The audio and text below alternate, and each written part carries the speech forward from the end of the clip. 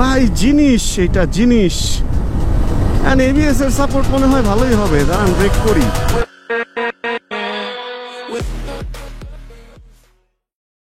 প্রতিটা ব্র্যান্ডের এমন একটা প্রোডাক্ট থাকে যেই প্রোডাক্টটা হচ্ছে ওই ব্র্যান্ডটাকে আরো এক স্টেপ উপরে নিয়ে যায়। ওই ব্র্যান্ডটাকে আসলে যুগান্ত সৃষ্টিকারী এরকম একটা প্রোডাক্ট থাকে সব কোম্পানিতে, এটা বাইক কোম্পানিতেও থাকে। টিভিএস এর এরকম একটা যুগান্তকারী বা এরকম একটা প্রোডাক্ট হচ্ছে টিভিএস 4V। 4V আসার পরে বাংলাদেশে টিভিএস এর মার্কেটটা আসলে অনেক বড় হয়ে যায়, অনেক বেশি সেল, এন্ড অনেকে টিভিএস কে চেনেই হচ্ছে 4V দিয়ে। কিন্তু আমরা কি জানি আসলে 4Vর আগেও যে টিভিএস একটা প্রোডাক্ট ছিল যেই জিনিসটা টিভিএসটাকে আসলে অন্যভাবে প্রেজেন্ট করতো, সেটা হচ্ছে টিভিএস RTR 2V। এই বাইকটা বেশ কয়েকটা কালারে আসছে, এন্ড এই বাইকের কিছু সুনাম আছে, কিছু দুর্নামও ছিল। আসলে এই বাইকটার মধ্যে ইঞ্জিনে 2 ভ্যালভের একটা ইঞ্জিনে এমন পাওয়ার দেওয়া হয়েছিল যে পাওয়ারটা কন্ট্রোল করার জন্য অনেকে বলতো যে এটার ব্রেকিং আসলে অত ভালো ছিল না। আসলে ব্রেকিং কখনোই খারাপ থাকে না, বাইকের সাইজ অনুযায়ী এটার পাওয়ারটা বেশি ছিল, তো যে কারণে যখন ব্রেক করতো তখন একটু কাহিনী কিচ্ছা হইছে ওই টাইমে। আমরা এই বাইকটা যখন দেখছি তখন একটা কথাই বলতাম যে এই বাইকটা আসলে এবিএস দরকার ছিল। আর এখন আজকে আমি যে বাইকটা নিয়ে এখানে দাঁড়ানো, এই বাইকটা আজকে আমি সেকেন্ড টাইম চালাবো। এর আগে একবার ফার্স্ট যখন বাংলাদেশে ঢুকছিল তখন এই বাইকটা আমি চালাইছিলাম। এটা হচ্ছে টিভিএস RTR 2Vর এবিএস ভার্সনটা।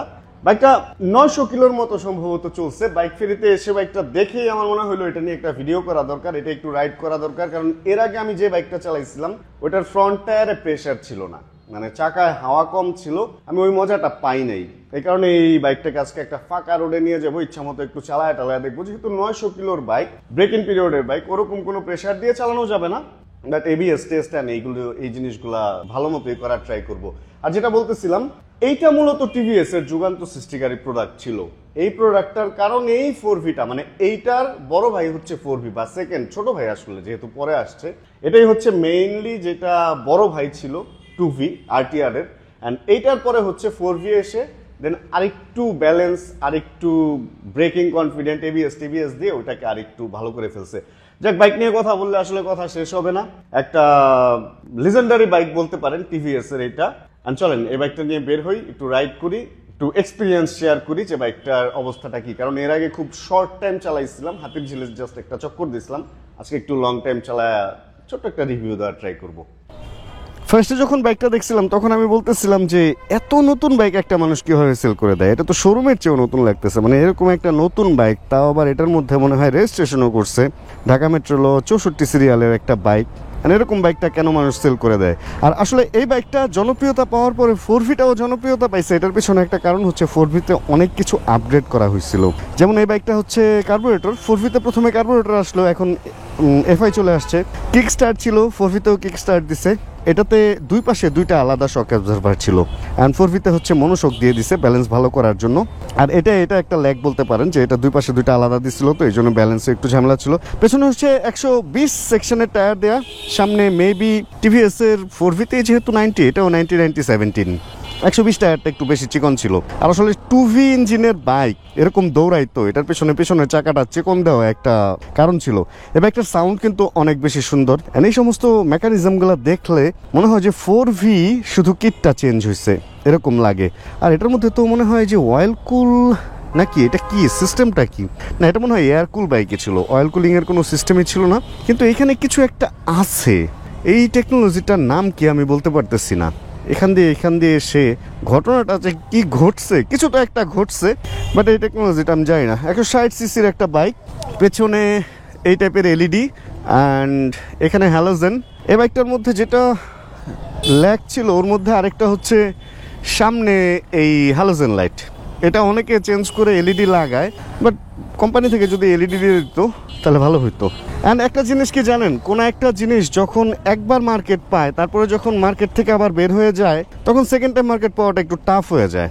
এইটার ব্যাপারটা হয়েছে ওরকম, মানে এটা এত মার্কেট পাইছিল, ওই টাইমে যদি ABS দিত তাহলে এই বাইকটা একটা অন্য লেভেলে নিয়ে যেত টিভিএসকে। কিন্তু এরপরে 4V আসার পরে এইখানে এসে আবার ABS দেওয়াতে অনেকে জানেই না যে এই বাইকটা ABS সহ আসছে। এটাই একটা প্রবলেম। যাদের পছন্দের বাইক এটা ছিল ভাবছে যে ABS আসলে কিনবে, কিন্তু এটা যে ABS সহ আসছে এটা অনেকে জানেই না, এটাই হলো প্রবলেম। আচ্ছা চলেন আমরা একটু সামনে যাই, রাইড করি, একটু এদিকে চিপা চাপা একটু রাইড করি, দেন হচ্ছে বড় রাস্তায় যাব। পাওয়ার হারে হারে টের পাওয়া যায় অ্যান্ড সত্যি কথা মানে বাইকটার সিটিং পজিশনটাও দিছে হচ্ছে একটু স্পোর্টি, সামনের দিকে একটু ঝুঁকে বসতে হয়, হ্যান্ডেল মোটামুটি কম্প্যাক্ট। অ্যান্ড 4V-তে যেমন হচ্ছে লুকিং গ্লাস অনেক চওড়া লাগে, এটা ক্লিপ অন দেওয়াতে লুকিং গ্লাসগুলো অত চওড়া লাগতেছে না। এমনও হতে পারে এটা আর 4V লুকিং গ্লাস হয়তো এক না, কিন্তু দেখতে তো একই মনে হইতেছে, এটা তো স্ট্রাইকারের লুকিং গ্লাস না। অ্যান্ড সিটিং পজিশন যদি বলতে হয়, নিচে পায়ে যে এই ব্যাপারটা লাগতেছে মনে হইতেছে আমি 4V-তেই বসে আছি, কিন্তু হ্যান্ডেলের ব্যাপারটা 4V-র চেয়ে অনেক বেশি স্পোর্টি এই বাইকটাতে, মানে একদম একটা অন্যরকম এগ্রেসিভ একটা ভাব নিয়ে বসতে হইতেছে আমার। আর রাস্তায় এগ্রেসিভ ধুলা 60 ফিট মানে ধুলার জগৎ। এই বাইকগুলো আসলে 4V-র বাইকগুলো আমার কেন যেন মনে হয় 4V FI এর চেয়ে কার্বোরেটরেই মনে হয় ভালো সার্ভিস দিত, মানে ওদের কার্বোরেটরের স্মুথনেস অনেক ভালো ছিল। অ্যান্ড ক্লাচ যথেষ্ট পরিমাণ সফট, 900 কিলোর একটা বাইকের কাছ থেকে আর কি চান, কারণ 2-3টা সার্ভিস হওয়ার পরে তো বাইকটা আরও স্মুথ হবে, এখনই মোটামুটি ভালো স্মুথ আছে। অ্যান্ড গিয়ার শিফটিং অনেক বেশি স্মুথ আছে এখনই, 4V-র মতোই আমার কাছে 4V-র মতোই লাগতেছে। তবে কেন যেন আমার কাছে, আমি আসলে কি বলবো, এটারে 4V থেকে বেশি পাওয়ার লাগতেছে আমার কাছে। এটা বাইকের চাকা চিকনের কারণ কিনা আমি বুঝতেছি না, মানে কেন যেন সত্যি কথা আমার মনে হইতেছে যে এই বাইকটা কেন আমার নাই, বা আমি কেন এই বাইকটা এখনো পর্যন্ত কিনে চালাইলাম না। চলুন আজকে একটু রাইড টাইড করে মোটামুটি আমরা মনে হয় একটু একটা ছোটোখাটো আইডিয়া নিতে পারবো যে আসলে এই বাইকটা কি আমার থাকা উচিত নাকি না। ভাই সত্যি কথা আমার কাছে মনে হইতেছে এত ছোট একটা জিনিস এত দৌড়াইতেছে কিভাবে। আপনারা যারা 4V খারাটান বলেন তারা এটা কিনতে পারেন ভাই, এটা অন্যরকম খারাটান, এটা খাড়ার উপরে আরো খারাটান আমার কাছে এরকম মনে হইতেছে। আর এখানে মিটারটাও সুন্দর দিছে, এখানে হচ্ছে RPM মিটার যেটা সেটা অ্যানালগ দিছে, একটা ব্যাপার স্যাপার আসছে, ভিন্টেজ টাইপের একটা ব্যাপার আসছে। আর এখানে একটা ছোট হচ্ছে দেওয়া হয়েছে, ডিজিটাল মিটার দেওয়া হয়েছে, যেখানে স্পিডোমিটার, যেখানে হচ্ছে অডো দেখাইতেছে, যেখানে ঘড়ির টাইম দেখাইতেছে, গিয়ারটা দেখাইতেছে না, জাস্ট নিউট্রাল হইলে একটা নিউট্রালের লাইট জ্বলে, এখানে জায়গা আছে কিন্তু গিয়ার শিফটিং কত গিয়ারে আছে এটা দেখাচ্ছে না। আর এটা সম্ভবত 5 গিয়ারেরই বাইক, কারণ যেহেতু 4V 5 গিয়ারের, এটাতে তো আমরা 6 গিয়ার আশা করতে পারি না। তবে একা চালাইতে ভালো লাগতেছে এবং বোঝা যেতেছে যে এই বাইকটা দুজন নিয়েও খুব একটা সমস্যা হবে না। আর যদি ইঞ্জিন ভাইব্রেশন বা স্মুথনেসের কথা বলেন, আমি যতটুকু চালায়া বুঝলাম যে 4V এটার চেয়ে রিফাইন, অবশ্যই এটার চেয়ে 4V রিফাইন। এটা 2V মানে একটু যখন প্রেশার দিতেছি হ্যান্ডেলে একটু মনে হয় যে বোঝা যাইতেছে যে রিফাইননেসটা কম, মানে পাওয়ারের ব্যাপারটা বেশি বোঝা যেতেছে। আচ্ছা এই ধরনের কথা বললে অনেকে মনে করে যে হ্যান্ডেল মনে হয় ফোনের মতো ভাইব্রেট হইতেছে বা কিছু, আসলে ওরকম স্পেশালি কোনো বড় ভাইব্রেশন না। 4Vর সাথে যদি তুলনা দেন 4Vর স্মুথনেস বেশি, তো ওইটা একদম পানির মতো যায়, আর এটার মধ্যে বোঝা যায় যে না একটু পানির মধ্যে হালকা হালকা বরফ আছে, এরকম আর কি ব্যাপারটা। এই কিরে, তবে একটা জোশ, মানে এই বাইকগুলো একটা জোশ। আর আমি বুঝতেছি না আসলে সাউন্ড কেন বুঝতেছি না, যখন এই বাইকগুলো কেউ চালায় যায় সাইড দিয়ে সাউন্ডটা তো অনেক বেশি মজার লাগে, কিন্তু চালাইতে গেলে সাউন্ডটা বোঝা যেতেছে না। আসলে সাইলেন্সার পাইপটা অনেক বড়, পেছন দিকে বাড়ানো, এই জন্য আওয়াজটা পেছন দিক দিয়ে বের হয়ে যায়। মানে আপনি যখন চালায় যাবেন তখন অন্য মানুষ বুঝবে যে আপনি যাচ্ছেন বা ভুম ভুম একটা আওয়াজ হইতেছে, বাট বাইকে বসা থাকলে অতটা আওয়াজ ফিল হয় না। আর বাইকে ফুয়েল একটু কম আছে দেখা যায়, শোরুমের বাইকে অলওয়েজ ফুয়েল কমই থাকে, কারণ বিভিন্ন রকম আগুনের ব্যাপার থাকে, এই জন্য ফুয়েল ওরা রাখে না শোরুমে। তবে ভালো লাগছে, চাইলে আপনি একটু সামনে এসে এরকম সোজা বসতে পারেন, দেখেন আমি একদম সোজা হয়ে গেছি, হ্যান্ডেলটা দূরে চলে গেছে। আবার চাইলে আপনি একটু সিটের, যেহেতু স্প্লিট সিট না, পিছনে গিয়ে এরকম স্পোর্টি মানে নিচু হয়ে এরকমও চালাইতে পারেন। উইন্ডশিল্ডটাও সুন্দর, বাতাস ভালোই কাটে আমার মনে হইতেছে যেটা। ABS থাকাতে কনফিডেন্ট পাইতেছি, তা না হলে এরকম একটা চিকন চাকন বাইকে এরকম পাওয়ার সত্যি কথা আমি কনফিডেন্ট পাইতাম না। আমি একটা ভিডিও বানাইছিলাম শ্রীমঙ্গলের অভিজিৎ ভাইয়ের বাইক দিয়ে, ওটার নাম দিছিলাম যে অ্যাক্সিডেন্ট কিং বা এরকম অ্যাক্সিডেন্টের রাজা। ভিডিওটা অনেকে অনেক পছন্দ করছিল, যদিও দুষ্টামি করে বানাইছিলাম। ভাই পিছনে আইসেন না প্লিজ, শোরুমের বাইক, দাগ ফালায় দিয়েন না, বাইকটা একটা চুল পরিমাণ দাগ নাই, মানে একদম নতুন যা ছিল সে কি এটারে কিভাবে যে এত পরিষ্কার রাখছে আমি জানি না। এত সুন্দর একটা বাইক কিভাবে রাখতে পারে একটা মানুষ? এই লোকটা এই বাইকটাকে সত্যি কথা আমার বাইকের চেয়ে বেশি যত্ন করছে। আমার MT-15 আমি এত যত্ন মনে হয় না রাখতে পারছি, এই লোকটা তার বাইকটাকে যতটুকু যত্ন করছে। অ্যান্ড আমি মানে স্যালুট টু ওই ভাই, যে আপনি এই বাইকটা যে এইভাবে রাখছেন ভাই, একদম স্যালুট। এত যত্ন করে একটা মানুষ একটা বাইক কিভাবে রাখতে পারে? আচ্ছা ভিডিও একটু বড় হয়ে যেতেছে, এরকম একটা বাইক নিয়ে কথা বলতে গেলে ভিডিও একটু বড় হবে, এটাই স্বাভাবিক, কারণ এটা একটা একটা জোশ জিনিস। অনেকে জানে না, অনেকে মানে অনেকের আইডিয়াই নাই যে এটা কি জিনিস। এখনকার যারা বাইকার, যারা R15 GSX-R বা যারা হচ্ছে এখন চিন্তা করতেছে আরো হায়ার সিসিতে যাবে, 160 সিসির মধ্যে যে এই একটা RTR ছিল, এটা অনেকেরই জানা নাই। আর এই বাইকটা সাদা যে কালার আসতো, হলুদ যে কালার আসতো, প্রথম দিকে যখন হলুদ কালো আসতো ভাই, ওইগুলা অন্যরকম ব্যাপার ছিল, একটা অন্যরকম আবেগ ছিল। আমি বলতেছি কত সালের কথা জানেন? মেবি 2010-এর আগে এই সমস্ত ঘটনাগুলা। ভাই RTR মানে সেই, ওই সময় RTR মানে অন্য কিছু, দেখলে তাকায় থাকতাম। পালসারের পরে এই বাইকটা বেশ রাজত্ব করছে বাংলাদেশে, মানে এটার মধ্যে স্পিডের কারণে আর কি, পাওয়ারের কারণে। পালসার তো পালসারই, ওটা তো ওরা যুগ চেঞ্জ করে দিছে, এক পাল মে ওয়াক বদল দি।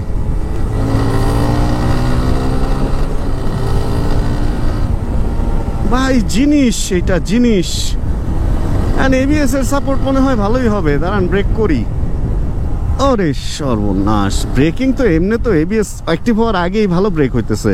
আচ্ছা, রিমোরা টায়ার দিত এই বাইকগুলাতে। রিমোরা টায়ার একটু হার্ড কম্পোনেন্ট তো, এই কারণে অনেকে ওই যে কাদা টাদা বা নুড়ি পাথরে স্লিপ করতো। এই ধরনের সুন্দর রাস্তায় স্লিপ করবে না। অ্যান্ড এটার মধ্যে আমি যতটুকু জানি সুপার মোটো, যে ওই সুপার মোটো ABS ইউজ করা হয়েছে, ABS সাপোর্ট ভালো। আর এটা ভাই সেই স্মুথ, মানে সেই কন্ট্রোল। আমি এর আগে যেটা চালাইছি ওটা আমার ভয় লাগছে রীতিমতো কর্নারিং করতে যা, বাট এটা আমি হাত ছাইরা সুন্দর চালাইতে পারতেছি। এটা জোশ, এটা জোশ, ভালো করছে TVS, ধন্যবাদ। বাট TVS এর মনে হয় আরেকটু মার্কেটিং করা উচিত, যে এই বাইকটা তারা বানাইছে এবং তারা ABS সহ আনছে, এবং বাইকটার এই অবস্থা যে এটা TVS এর আরেকটু মানুষকে জানানো উচিত। তা নাহলে এত সুন্দর একটা জিনিস অনেকেই এখন চালাইতে পারতেছে না, এই ব্যাপারটা আমার নিজেরই খারাপ লাগতেছে। যাক, আমরা এখানে একটু ছোট একটা ব্রেক দিই। জায়গাটা সুন্দর, বাইকটাকে আমরা আরেকবার দেখি। আর বাইকটার মধ্যে মোটামুটি সব কিছুই আছে, শুধু ওই যে যেটাতে বলে যে ইন্ডিকেটরটা, লুকিং গিয়ার ইন্ডিকেটরটা নেই, গিয়ার শিফট ইন্ডিকেটরটা। এছাড়া বাইকে কমতি বলতে কোনো কিছুই নাই। কালারটা অনেক বেশি সুন্দর। এই তো সাইলেন্সার পাইপও একটা দাগ ফেলে নাই ভাই। এটা কিভাবে চালাইছে রে ভাই? উনি কি কোলে নিয়ে চালাইছে বাইকটা? মনে হইতেছে যে মাত্র শোরুম থেকে বের করা হয়েছে, এরকম একটা অবস্থা। মানে আরেকবার স্যালুট যে ভাই এই বাইকটা চালাইছে। থাম্বনেলের জন্য হচ্ছে বাইকের একটা ছবি তুললাম, আর এর মধ্যে আরো দুজন ভাই আসছে আমাদের সাবস্ক্রাইবার। ওনারা হচ্ছে ওনাদের পছন্দের বাইকের ছবি তুলতে আসছে। আর ওনারা এই বাইকটা দেখে বলতেছে এটা খুবই ভালো বাইক, কিন্তু অনেকে হচ্ছে কন্ট্রোল করতে পারে না, এখানেই প্রবলেম। আসলে এটাই ভাইয়া। আল্লাহ হাফেজ, দেখা হবে ভাইয়া। অবশ্যই ভাইয়া। আচ্ছা, যেটা ভাইয়া যেটা বলতেছিল যে অবশ্যই ভালো বাইক, কিন্তু অনেকে কন্ট্রোল করে রাখতে পারে না, ব্যাপারটা বুঝছেন? মানে আপনার কাছে পাওয়ার আছে, এটারে না হয় আপনি বলেন যে অ্যাক্সিডেন্ট করে বা অ্যাক্সিডেন্ট কিং, কিন্তু একটা বাইকের নাম আমি বলি কাওয়াসাকি H2R, যেটা সেটা 300-র উপরে স্পিড উঠে। এখন যদি ওই বাইক আপনাকে দেওয়া হয়, আপনি যদি কন্ট্রোল না করে এখানে 300 উঠাইতে চান, যে এখান থেকে প্রায় কত 300, হয়তো 300 ফিট বা 400 ফিট জায়গার মধ্যে যদি আপনি 100 বা 200 বা 300 তুলে ফেলতে চান, তাহলে কি আপনি ব্রেক করে আর থামাইতে পারবেন? আপনিই বলেন। সবচেয়ে আগে হচ্ছে একটা বাইকের পাওয়ারের চেয়ে আগে বাইকের ব্রেক বুঝতে হবে। এখন প্রত্যেকটা বাইকের যতটুকু পাওয়ার দেওয়া হয়, ওটার সাথে যে ব্রেকটা দেওয়া হয়, ওখানে একটা গাণিতিক সূত্র দেওয়া থাকে যে এইটার স্পিড থেকে, মানে প্রত্যেকটা বাইক ধরেন 100-তে যখন চলে, ওইটা 100-তে থামতে কত ফিট জায়গা যাবে, এবং যদি 150-এ চলতে থাকে ওইখান থেকে থামতে কত ফিট জায়গা যাবে। এখন আপনি 300 কিলোমিটার স্পিডে চলে যদি চিন্তা করেন যে 10 ফিটের মধ্যে বাইক থেমে যাবে, তাহলে তো ব্যাপারটা আসলে ভুল ধারণা। এই কারণে যে কোনো বাইক চালানোর আগে আপনাকে ওটার ব্রেক চেপে বুঝতে হবে যে কতটুকু স্পিডে বাইকটা কতটুকু জায়গা নিয়ে ব্রেক করতে পারবে। এই ব্যাপারটা যদি আপনি আয়ত্তে রাখতে পারেন ভাই, তাহলে এই বাইক কেন, আপনি যে কোনো বাইক নিয়ে হচ্ছে আপনি ভালো একটা রাইড আপনি আশা করতে পারেন, লাইফে ভালো একটা এফেক্ট আশা করতে পারেন বাইকের। আর যদি ওই যে জীবন যৌবন দিয়ে যদি টান দেন যে থামলো না থামলে নাই, তাহলে তো সমস্যা। যাক, সার্বিক দিক মিলা বাইকটা ভালো লাগছিল, বাইকটা চালাইলাম, সবকিছু মিলা সবকিছু ঠিকঠাক। অ্যান্ড একটা অন্যরকম, সত্যি কথা অন্যরকম, সত্যি মানে আমার ভুল হয়ে যেতে অন্যরকম একটা জোশ কাজ করতেছে সত্যি কথা এই বাইকটা চালায়। আর লাস্টে একটা কথাই বলবো যে এত ফ্রেশ একটা বাইক ভাই, এটার মালিকরা যদি পাইতাম আমি জিজ্ঞেস করতাম যে ভাই এত ফ্রেশ একটা বাইক কিভাবে রাখছেন অ্যান্ড কেন বিক্রি করছেন।